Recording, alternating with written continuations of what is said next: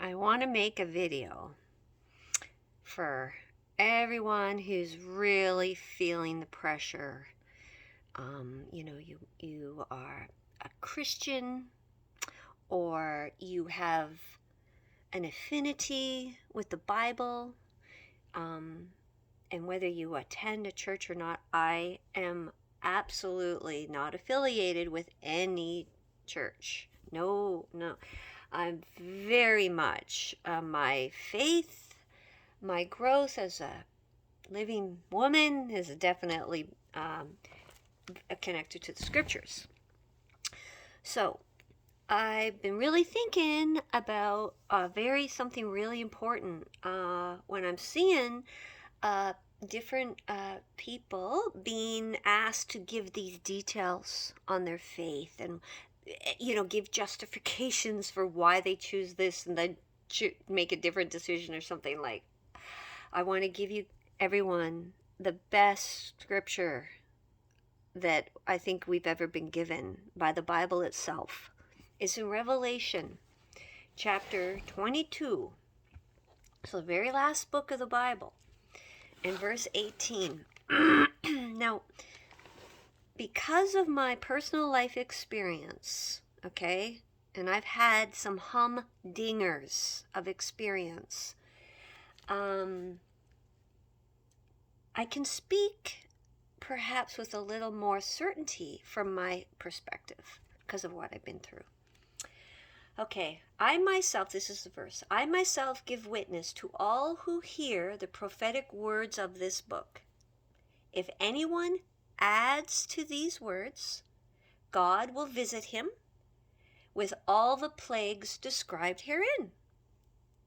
If anyone takes away from the words of this prophetic book, God will take away his share in the tree of life in the holy city described here.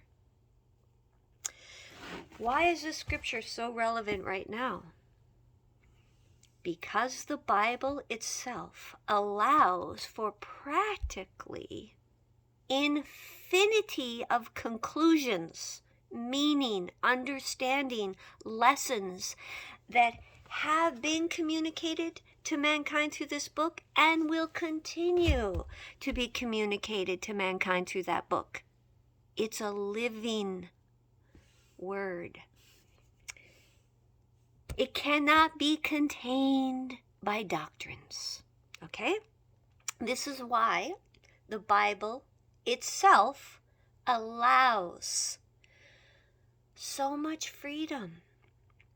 Okay? That doesn't mean I am a free-for-all. I, on the inside of my soul, okay, this book speaks to me. But I know it's not my job, my task, my assignment is not to go out and tell everyone what I think it means.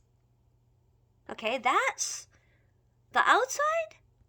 Okay, the physical, where I meet now my soul, my convictions that are held in my heart, writ on my heart and my mind. Okay, now I do no harm. The relationship I have, okay, this book fills me up on the inside and then empowers me to make different decisions and choices, which enables me to self-regulate, self-manage, and do no harm. I, with my whole being, do not want to do harm. I want to support life, nurture life. Okay? Okay. You see, just right there, you see the diabolical difference between these different interrogating, demanding, explain your religion to us on paper is utterly erroneous. Okay, utterly erroneous. And actually dangerous if you read this prophecy. Okay? We got to be very careful to not unduly influence or encroach on. You see, to have an exchange and a discussion, that's like eating a meal together and we're sharing food. But we're not force feeding. Okay? That's the difference.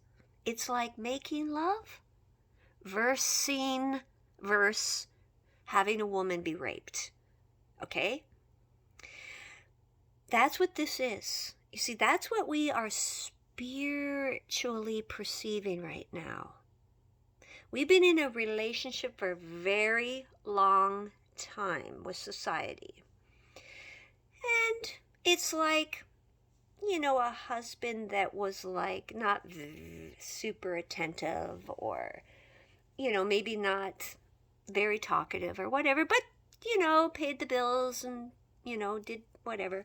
And then all of a sudden, one night, comes home drunk and decides to rape you. Oh, so who decides if that interaction was a rape or not? Does he decide? Does he get to say, oh, no, I never raped you before, so this doesn't count? Because, I made love to you all those years before. It doesn't work like that. Okay? Not when it comes to core, deep convictions, which are called beliefs, conclusions that we make ourselves. Now, I want to point out an observation I've had of these articles in the covenant. And I want everyone to become familiar with this. This is a super, super, super important document. I've printed it out. I've shared it out. Article 6 is very concerning. Very concerning to me. Okay? And the reason is this is saying any country that signs on that has removed the death penalty cannot reinstitute the death penalty, even to punish crimes of genocide. Isn't that interesting that some countries wanted such a thing included? I just thought that was really interesting. So anyways, the next one that's really super important, Article 7, which is where inhuman, degrading treatment, punishment never allowed, only free consent for medical and scientific experimentation. So right out of the gate, Article 7 is being violated on numerous planes. Yes, for sure, medical and scientific experimentation is happening, and they're trying to conceal that it's an experiment, like what a joke, like a trial, and the word they're the same synonym. It's a synonym it means the same bloody thing. You can't hide that. However, these actions are so criminal. It also, there's the punishment, this degrading treatment and punishment, to threaten, to try to say that anyone will be lose their employment, and any organization, whether it's the military, government, hospitals, schools, like anything. This freedom trumps all of it. It's everything every one of our ancestors fought for is all this, what we're talking about now. Because to suppress free thought and convictions is to literally suppress the intellectual evolutionary expansion of the human mind intellect, where the creative solutions are birthed. That's why this freedom is enshrined. Number 8, slavery. No one shall be held in slavery and the slave trade in all their forms shall be prohibited. This is presently being violated in an extremely hidden, sneaky, paper way in Canada and probably many other countries. Okay, which, yeah, people have found this. It's real. Number 2. Now, Article 8, just paragraph 1 and 2, are still in force even during any kind of emergency. Number 2, no one shall be held in servitude. Now, let's look up the definition of servitude, okay? You look that word up. It's important. We're going to look that word up, okay? Servitude. So then the next one that we're going to go to is, so basically servitude is like when they treat you like you don't have a choice. You don't have your liberties. You have to do such and such and such, okay? So the fact that they're trying to incorporate anyone's employment with an act that pressuring them, coercing them to subjugate themselves in matters that they have been told they are prohibited from demanding from us. Okay? So the very act of the government or any employer to attempt, to enforce such compliance is an act on their part of trying to coerce you, entrap you into servitude. It's very serious what's going on. Okay, so now 18. Let's go to 18. I wanted to talk about this with how I see their deviant, twisted, malicious reasonings are, even if they're blind to them. Because I have a theory that fear causes a restriction of the intellect, of the mind of people, and it's just a phenomena that occurs that just sort of traps their pathway, and they have a ever restricting, ever more narrow conclusion. They just keep going to that, like a rut in the road. Okay, that's what fear does.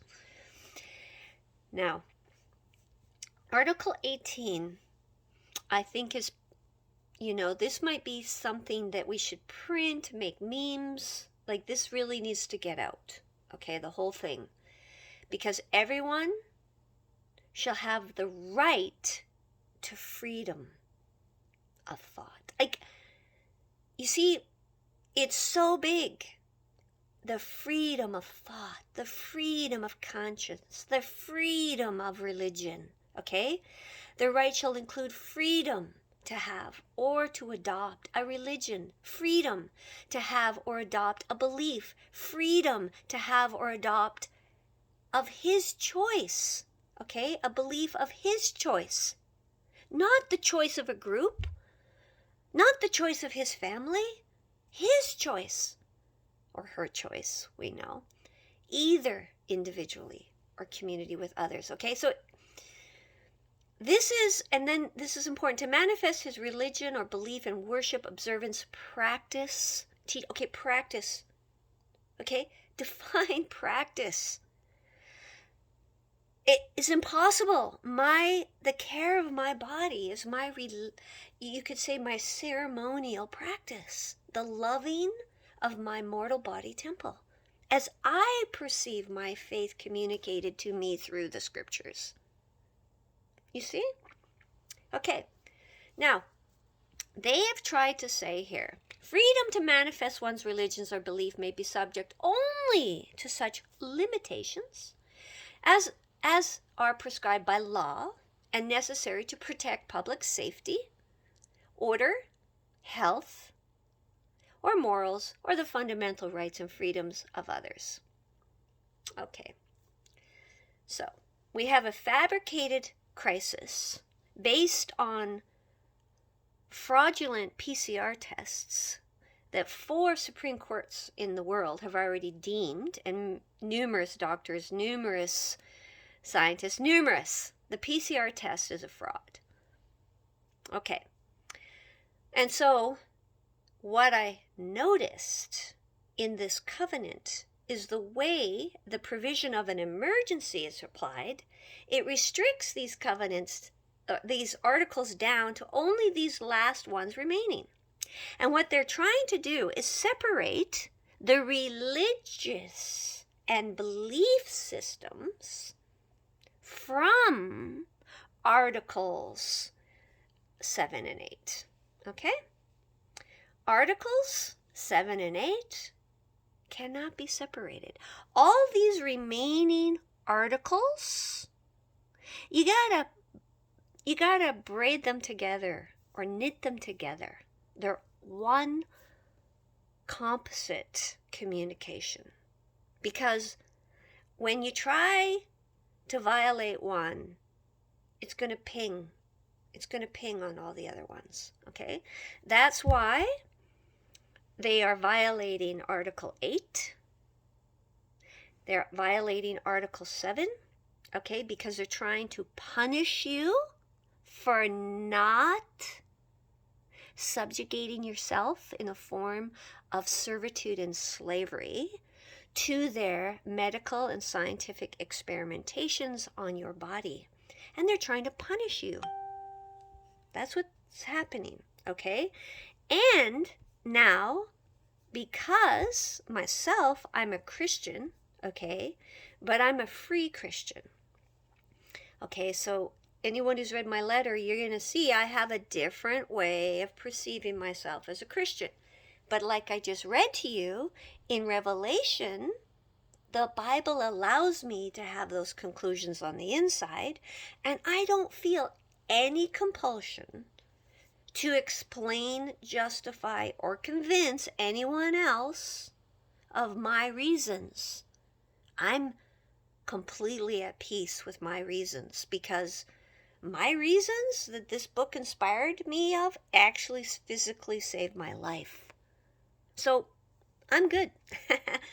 I'm happy to talk to you about it, and I'm happy to hear the way the Bible has inspired you, okay? And I think this crisis that has been put upon us by these demands from these employers and government offices and things, they have exposed the way that many of the churches have violated this scripture in Revelation by causing all the sects and all the schisms, okay, and all the divides, okay? Because you see, there's two different things. There's natural, organic, expressive growth and order, which comes through all of nature through the Fibonacci, okay? So that is a mysterious, orderly way. Everything manifests when a seed is germinated, okay? But then what happens is men, like the species of man, we try to create non-living structures. And then we want to blend those two together through force, okay? And so what I myself, when I was going through my journey, observed is that what's happened is we, as a very large body of people that through our ancestry and everything have been exposed to the scriptures, the legacy of what's happened with the sectarian, like this thing that's happened within Christianity, is potentially a snare for us. So I just want you to know, we do not need to worry at all about explaining the reasons we believe what we believe, because we want to take great care to not violate the scripture I read in Revelation. And I want to tell you again, if anyone adds to these words, God will visit him with all the plagues described herein. If anyone takes away from the words of this prophetic book, God will take away his share in the tree of life and the holy city described here.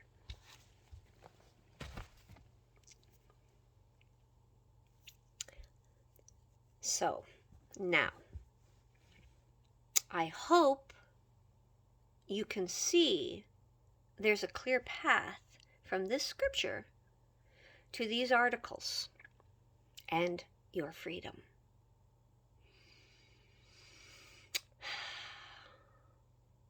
Yeah. They created a health crisis in an attempt to usurp this international covenant, is what I see a lot of evidence pointing to. But these articles, they fortify one another like a three-legged stool. It's very steady, very stable, and does not trump their beliefs, which they are, in germs and viruses and medicine and science. The germ theory is called a theory for a reason, the evolutionary theory for a reason. Yes, people believe it too. I get it. But that's their belief system, not necessarily everyone's belief system. I hope that helps.